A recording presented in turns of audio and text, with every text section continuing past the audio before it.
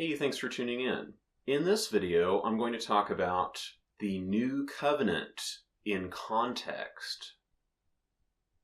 Whenever we are looking into the Scripture, we need to make sure that we're looking at it in context.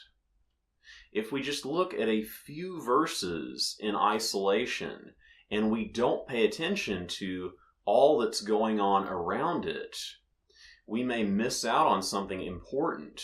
We may come to some incorrect conclusion about what these verses are referring to, what they're talking about.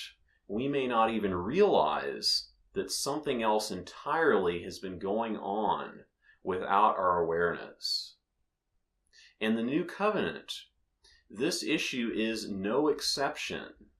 Whenever we look into the New Covenant, such as mentioned in Jeremiah 31 through 34, we could just pay attention to 31 through 34 in isolation. However, if we want to consider the context to see what is really going on, we need to look at the surrounding verses or even the surrounding chapter. I think we should look starting in Jeremiah 30 and going through to the end of chapter 31. Now, in this video, I'm not going to go through every single verse due to time, but I encourage you to read through it, to read straight through Jeremiah 30 through 31, or even checking out beyond that for that matter, making sure of what the context says in full. And in doing this, we might realize something about Jeremiah 31 through 34 that we did not expect. So let's start in Jeremiah 30, verse 3. For lo, the days come, saith the Lord, that I will bring again the captivity of my people, Israel and Judah, saith the Lord. And I will cause them to return to the land that I gave to their fathers, and they shall possess it. In looking at these verses, this is a reoccurring theme that we will see. The captivity of his people, Israel and Judah. As punishment, he sent his people Israel into captivity, and he did likewise with Judah. The people have been scattered throughout the nations. However, we will see repeated reference to causing them to return to the land. Continuing on in the passage.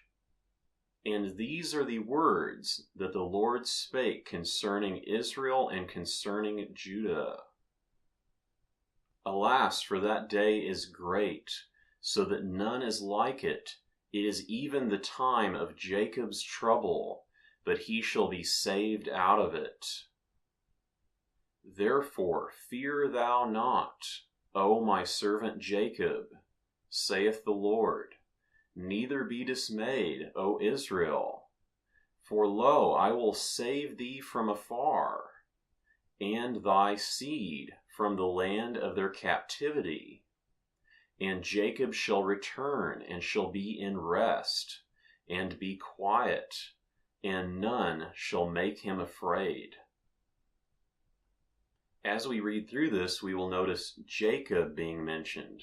Of course, Jacob and Israel are synonymous.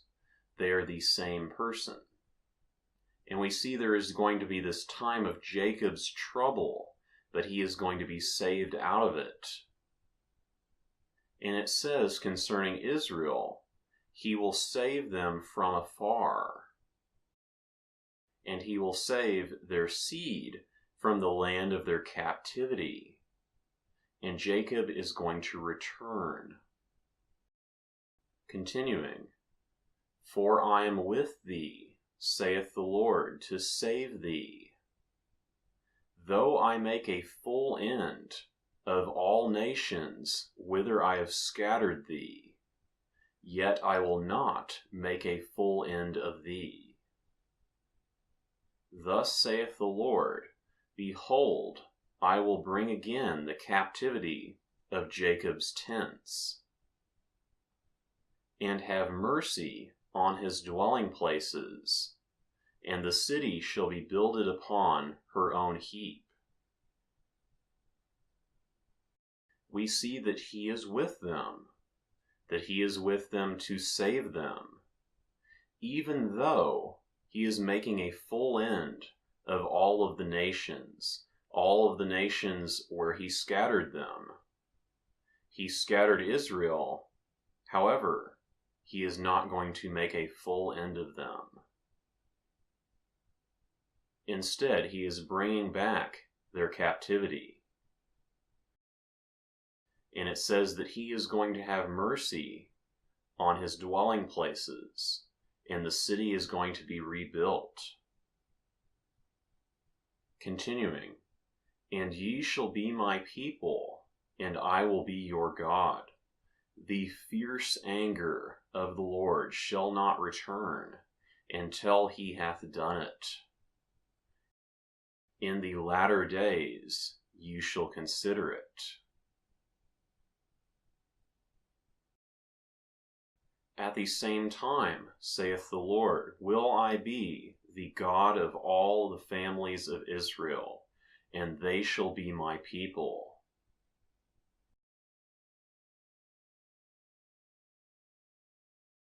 The people which were left of the sword found grace in the wilderness, even Israel, when I went to cause him to rest.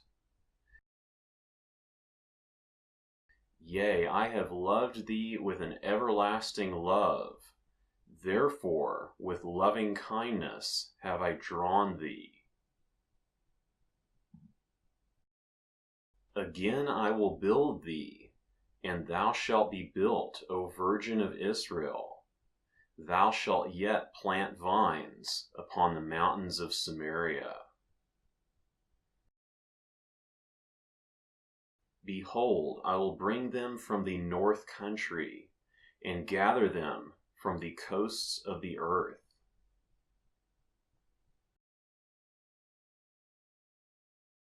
For I am a father to Israel, and Ephraim is my firstborn. Ephraim was the son of Joseph. He is considered amongst the tribes of Israel. His tribe was the leader of the house of Israel, which we will see as we continue. Ephraim also, being the son of Joseph, is the descendant of Rachel, which will become relevant soon. Continuing, he that scattered Israel will gather him and keep him.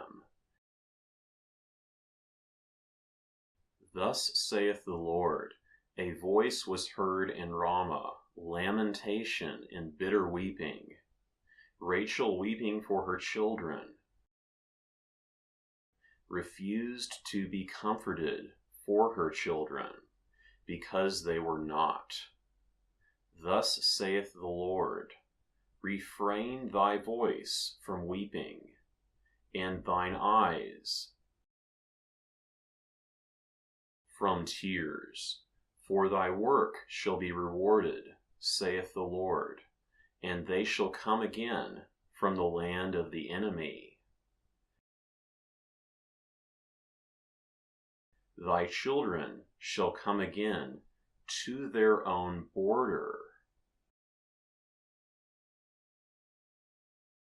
Is Ephraim my dear son? Is he a pleasant child? For since I spake against him, I do earnestly remember him still. Therefore my bowels are troubled for him. I will surely have mercy upon him, saith the Lord. As yet they shall use this speech in the land of Judah, and in the cities thereof, when I shall bring again their captivity.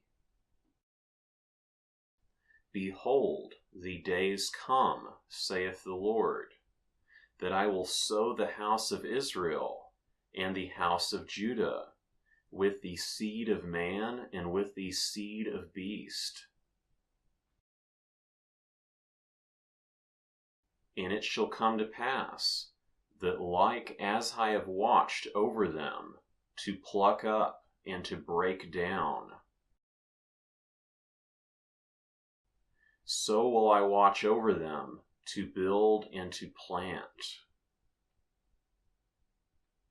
Behold, the days come, saith the Lord, that I will make a new covenant with the house of Israel and with the house of Judah. Not according to the covenant that I made with their fathers in the day that I took them by the hand. My covenant they break. But this shall be the covenant that I will make with the house of Israel. After those days, saith the Lord, I will put my law in their inward parts, and write it in their hearts, and will be their God, and they shall be my people. And they shall teach no more every man his neighbor, and every man his brother, saying, Know the Lord.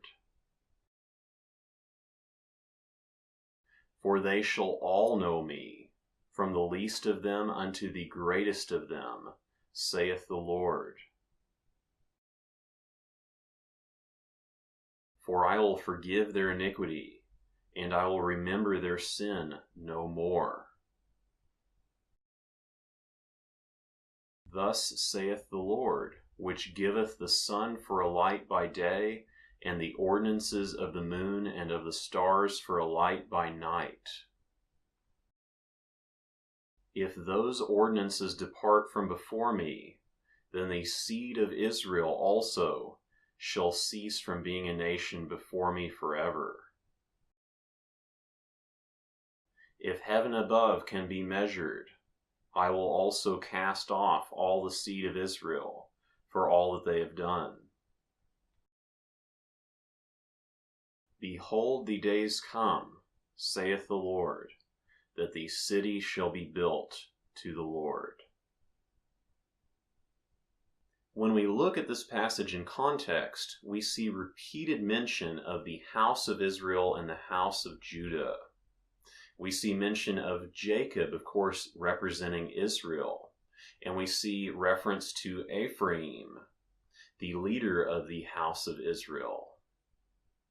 We see repeatedly that it refers to the captivity and the scattering of both Israel and Judah. And even though he has been punishing them, the promise of this passage is that he is going to cause them to return to their own land, as it says repeatedly. And he is going to build them up again. He is going to cause them to plant on the mountains of Samaria and so forth. And at the end of this, we see this new covenant passage. The covenant that is being made with the house of Israel and the house of Judah. This is something that we may not have been aware of in the past, and the fact is that this has been misportrayed and largely ignored throughout the years. That even though we may see it referenced in books like Hebrews and so forth, that what it says for itself, when we look at it in context, tells a very different story. We need to consider things in context. And we need to return to his ways. We need to recognize that we haven't always been taught exactly the correct thing. And we need to return to his law that in the future will be written upon our hearts so that we will always be doing it. Thanks for watching, and remember the commands. Shalom.